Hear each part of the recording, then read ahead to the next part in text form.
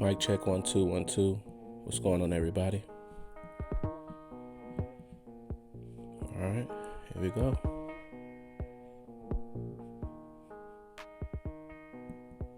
All right, y'all. What's going on? Mic check 1 2 1 2. Make sure my sound sounds good, audio, everything. Trying a different setup today. Right now, I'm still doing a lot of pre-recorded audio. And I'm doing this because I'm getting the most feedback from it, and I appreciate all the feedback I'm getting. Gaining subscribers every day, so thank you guys who have subscribed to this channel.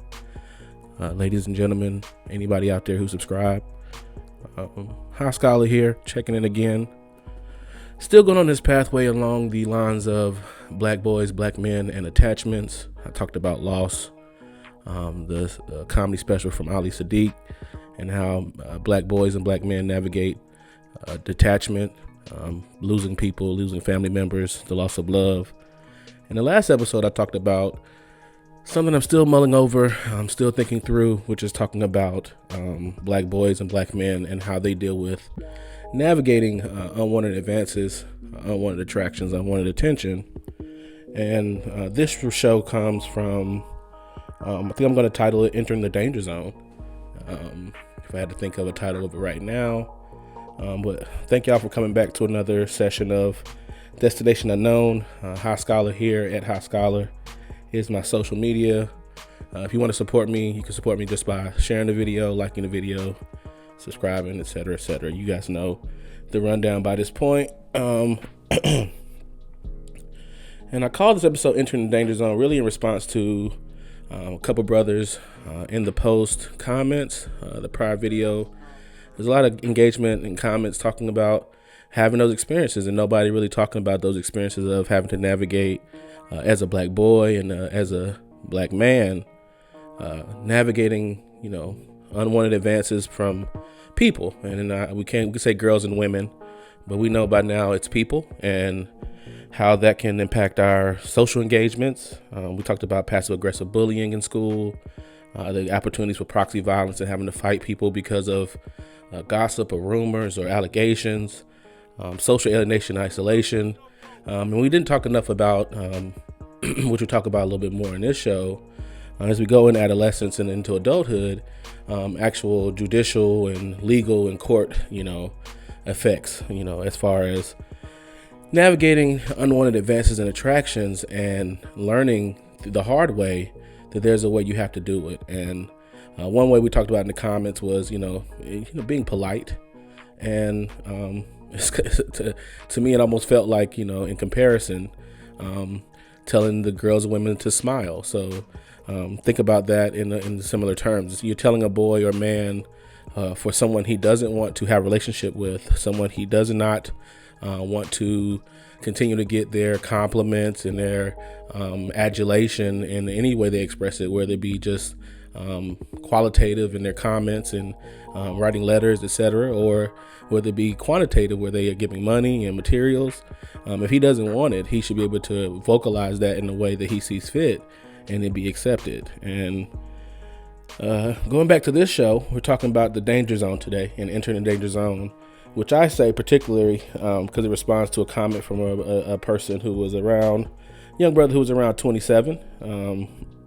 And he talked about his experiences, having difficulty in the job and workplace and school. And it's just some difficulty maintaining relationships in general because of, being in this, in this space where you will find difficulty when you reject the attention, attraction of, women and particularly powerful women. So I want to respond to that by saying, in the comment, I initially wanted to, give some hope, like you're doing a good job, keep at it, get back to your workplace. And as I was saying those things, it was also some warning, and it was really warning as kind of middle-aged adult black man myself, knowing that it's not going to get easier for him. Like his experience of having difficulty maintaining a job, having difficulties maintaining even other relationships that may not be intimate. They're just work relationships because you're having to leave jobs quickly, either by your own doing or by some way that is associated with that you would have a story of that there was something else going on here. There was something that qualitatively, if somebody else was observing and paying more attention to what was going on here and not just kind of cackling and laughing at knowing that, in certain situations, like I'm being approached in a way that I'm trying to clearly show that I don't want this attention. I don't want this attraction. I'm not responding to the offers of intimacy. And now it's starting to impede my workplace. And even having the wherewithal to go to human resources, sometimes you don't feel that same level of seriousness or safety because, those images are oftentimes not you whenever we think about those HR videos. So this show is really in response to that. So the danger zone for me, again, is you enter it really in adolescence, late adolescence, like you're around 17, 18 years old when you first enter this danger zone. And this environment has been refined. So you felt this before. As soon as you start liking intimate relationships, so as soon as you start liking girls, you understood, you started feeling this danger zone, but now you're in an adult space, and it's an adult space that has workplaces and schools, has way more, bells and whistles and intricacies and nuances that you're going to have to learn. And a black man like myself was lucky enough to have, mentorship that was not just, in academics and achievement in sport. I also had black men in my family, black mentors in organizations and programs that I was a part of, that we had an opportunity to start talking about some of these social things like intimate relationships. And they told me and warned me about how difficult these nuances were. So when you enter that danger zone, this is the part where I have to say that a lot of black men who have talked about their experiences in the manosphere, like people like Kevin Samuels, BGS, T. Hasan Johnson, Gigi, and a lot of others who talk about, these are the especially black men who've excelled and achieved. You are going to be rare. You're going to be exotic, and you can't move like you did when you were a teenager. Like when you were out there, in the South, we like to talk about, parking lot, having conversations in the parking lot to figure out what you're going to do for the night. When you were out here really chasing the girls and women, or, trying to get their attention by peacocking and whatever we do as, teenage boys and early adulthood men, you now have to understand that the women are going to be approaching you. The women are going to find yourself in dynamics where, they're attracted to you, and you have to learn how to navigate, because this can determine your livelihood. In many ways, you're trying to figure out, as much as I want to, respond to this carnal, physical attraction, I feel like this is going to determine my hours at a part-time or early career, early job, my hours and my salary. And in some cases can really underscore or direct, more so direct, where your career is going to go, how you're going to achieve. Do you make it to that next position, or do you feel like you're, sealed off from certain positions because you won't participate in certain behaviors or respond to certain attractions from powerful women in those, jobs or careers? And again, like we go back to that same environment of these are more qualitative situations. This is passive aggressive. This sometimes will include proxies. This will include, social alienation, isolation in the workplace or in school. And in adulthood, again, it's going to be more nuanced. It's going to be more fine-tuned. So you're not protected. And that's one of the main parts of the conversation that we learn, and we are oftentimes mentoring each other through. I was told by my mentors that you're going to have to be keen on your own desires. You're going to have to be keen on what you see and feel from others. And you're going to have to move distinctively. You have to be a tactician. You have to be excellent. You have to be excellent not only in your academics, but you also have to know how to move with your desires, with your own attraction, and with the attraction of others. So you won't be able to just be aloof and be automatically stoic to all attraction. You may have to learn how to navigate it to maintain your job, to maintain your status. So some of this comes from, not being reinforced during childhood and early adolescence for our own self-worth. And when our social capital starts to increase, we're still stuck in that kind of thought process, that kind of idea and ideology even. So we kind of think no matter how much I achieve, I'm still a black man, and what that entails, affects our self-worth. So that's what I talked about in the last show. So even into adulthood, you feel like you have very few options. You feel like when a woman at my job likes me, I have to have sex with her. I have to have this physical engagement with her because that's what black men do. And I don't have really much choice in that. And sometimes that can sacrifice your career, which you think would have, positive outcomes, but it actually does not. It actually has the same kind of outcomes we've seen when powerful people use their position to acquire sex and physical intimate contact from subordinates. So it's just one of those things where we get told about this danger zone early and often, but we're just ill-equipped to really understand what we're really going to go into. So many of us have to learn the hard way. I can remember, particularly, when I enter early adulthood, for me, most of us is 21 to 25 as black men. And there was a particular shift in the type of women that I was going to be engaging in. Even more so a shift in the type of women, or the women who would try to really, openly and full chested talk to me romantically. It was an uptick, and no one at that time, in those years had an explanation for me. We've now found many of these voices in this, YouTube space and other spaces, Patreon, etc., that have explanations for this. But at that time, me and my friends were just talking about it like, we did pretty well when we first came into college, but we're now starting to see, as we get internships and these careers start to play out, and we're starting to do, co-ops, and life is we're starting to see what this college thing has really started to materialize into. We're starting to see, the range of women as far as ages is starting to be wider than ever that are willing to engage us. And that included, at that time on a college campus, it included, at first it was kind of, faux pas or hush hush to engage like professors and staff members. But as black men, we start to realize like, no, this is something that we're going to have to navigate. And there'll be times where you understand, you have to understand what that really meant to navigate a graduate student or even a staff member at the school. The frequency in which our interactions happen will increase dramatically. It was a higher increase in how many women who were willing to try to openly and full chested have a conversation about romance with me, and even the timbre of their seriousness. We remember childhood and early adolescence where it was, appropriate for them to, kind of be coy and say things that we know, like this is out of our age range, and I don't know how you knew anything about it. But now as adults, I'm getting offers and I'm getting, conversations that these sound like serious conversations. These sound like serious offers that she may deliver on. And as a young man at ages 21 to 25, I was not prepared. Even though I did have that mentorship, I still had to learn the hard way. So, most of us black men enter this danger zone haphazardly.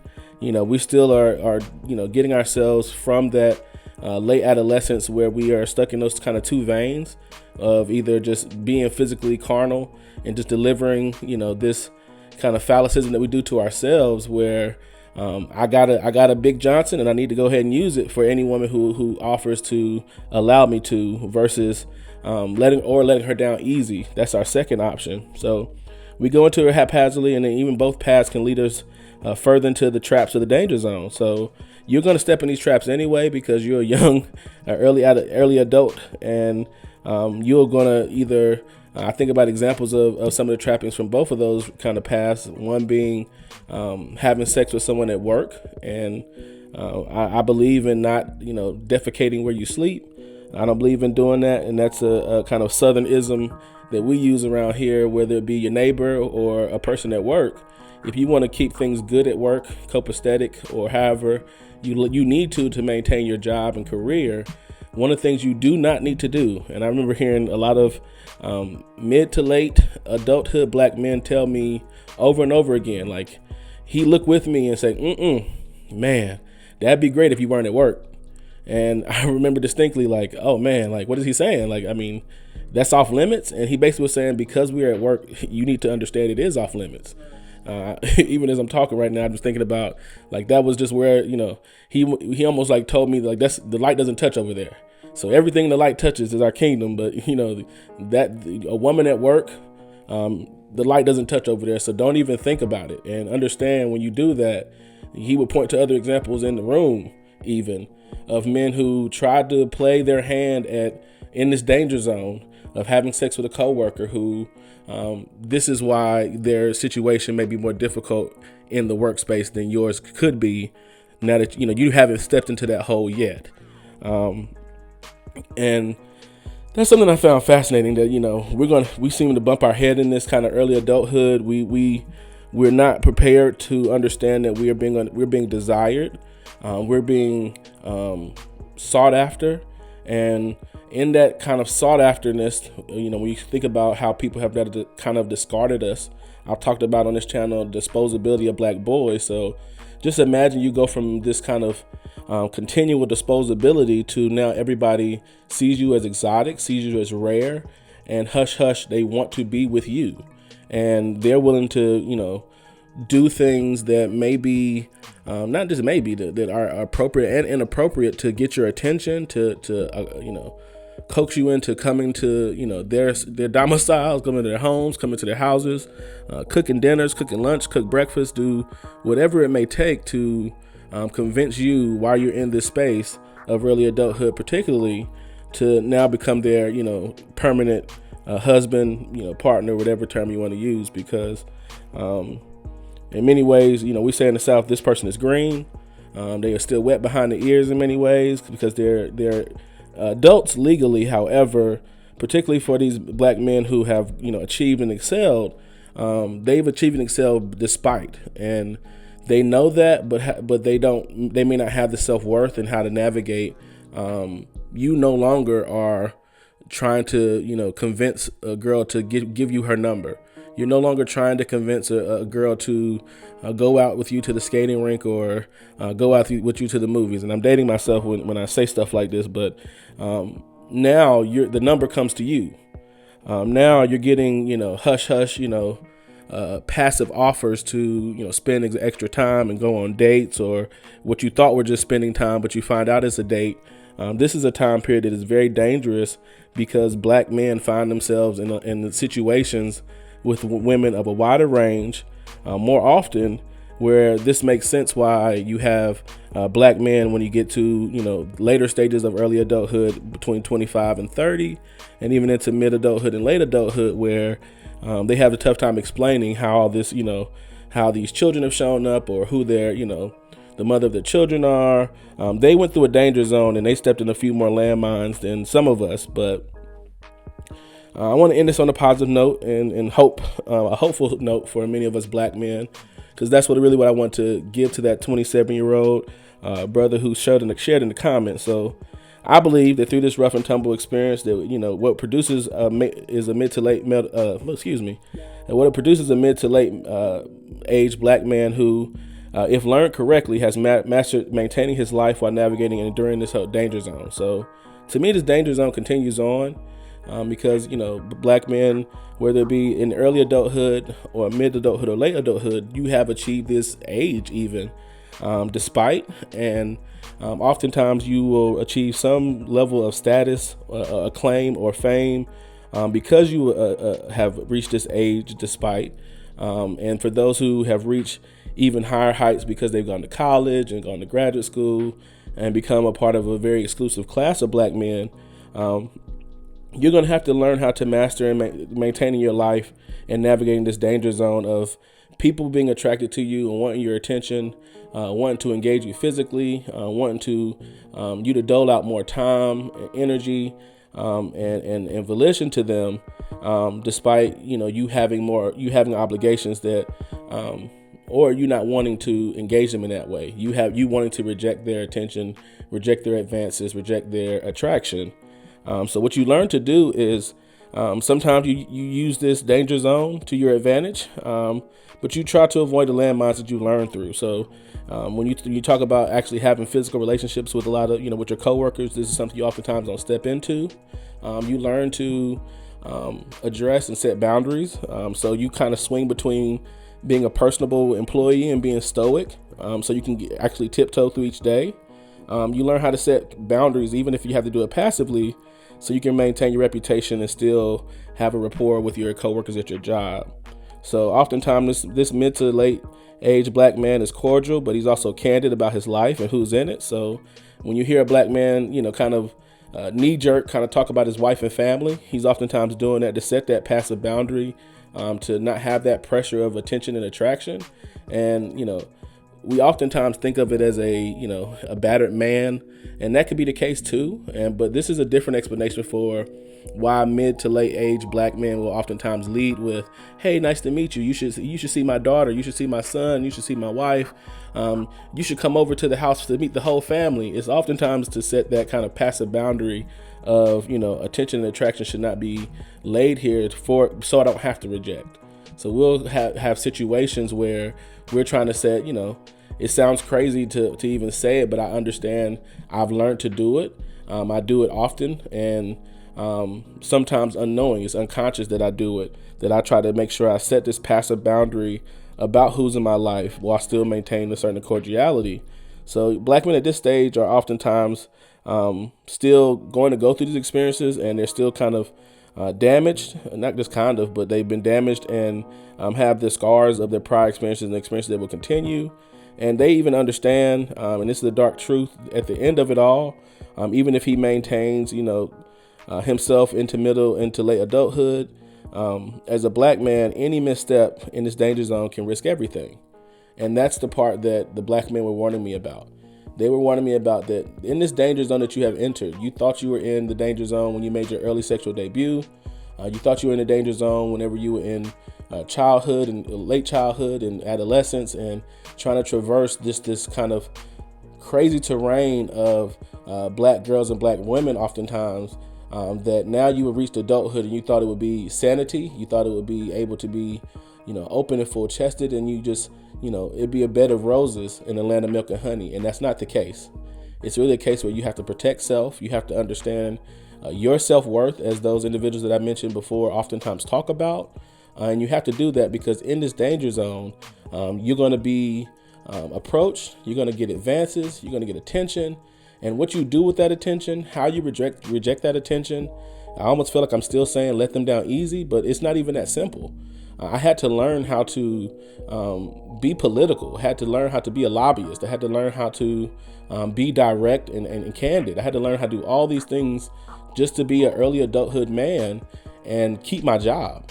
And especially in my career as an educator, I've had to learn how to, have those conversations and go through the process before going to human resources, even sometimes, to maintain my career, to maintain my ability to perform well in my career. I just think about how many men who did not know and think through some of the things that we're talking about already. I'm still kind of, again, thinking through this and how do black boys and black men really get an opportunity to reject people when they don't want those engagements, when they don't want to have a romantic relationship with someone. What does it really look like for them to say no, and how's it really responded to? And particularly during this particular phase of development, of physical development, I find in early adulthood, this is a hot spot. This is a hot spot where things have now changed. I remember in my experience, I talk about, I talk and engage with other men who are at this particular time. And it's a time period that it sets your foundation for the field of landmines, as I said before, that you're just going to have to learn how to navigate. And that's how black men said it to me.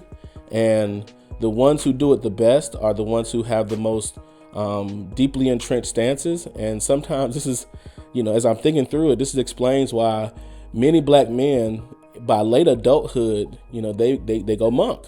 They go to a place where they're not even engaging because they've stepped on even when they thought they had done, full scouting and done everything they needed to do to measure their footsteps through this field, they still stepped on landmines and they still lost everything. And that's a bleak, way to end, even though I know I'm supposed to continue to tell black men, particularly adult black men, early adult black men, like, no, you're going to learn that, having sex with a coworker is absolute no. Like, just don't do that. Like, maybe an ex-coworker, maybe. And that's because you won't be in the same work environment. But in the same work environment, unless this has the potential to be your wife and you guys are going to establish a long-term relationship, and I mean that only, that like even just a long-term relationship at the workplace is a danger zone. that I wouldn't step into. And this is me at my mid age, and I almost stepped into that same landmine as an early adult black man. So yeah, this is me just again thinking through this and trying to give more to this idea of black men, black boys, and attachments, and what that's really like in our lives and the social engagements that we have out here. I'm trying to still give a kind of scholarly mind to it without being so heavy. So again, apologies if I've used some language that was a little, dense, a little heavy, a little academic. Still working on that, but hey, still want to talk about how, this is a particular period of time that is special, is different. I think there's some other, particular time periods, but I want to talk about this danger zone in response to that brother's comment, because he was full chested about his experience, and I hate that he's gone through those things as far as losing a job, but the meliorism in me says, like, hey, that's really one of those landmines that many of us step on. You're gonna lose a job over rejecting advances, or even trying to, this doesn't seem like a bad advance. This seems like something that this isn't bad. It has a potential, and most of them run into the same kind of. You lose the job and you have to find either a new job or even still find a new career, and that's sometimes where it goes. So I hope you guys have appreciated what you've heard today. This is HiiiScholar. I'm amazed but never surprised. This episode was called The Danger Zone, so thank y'all for tuning in. Again, if you like, share, subscribe. If you want to donate, $DoctorQB. Hopefully you guys enjoyed this one. Peace.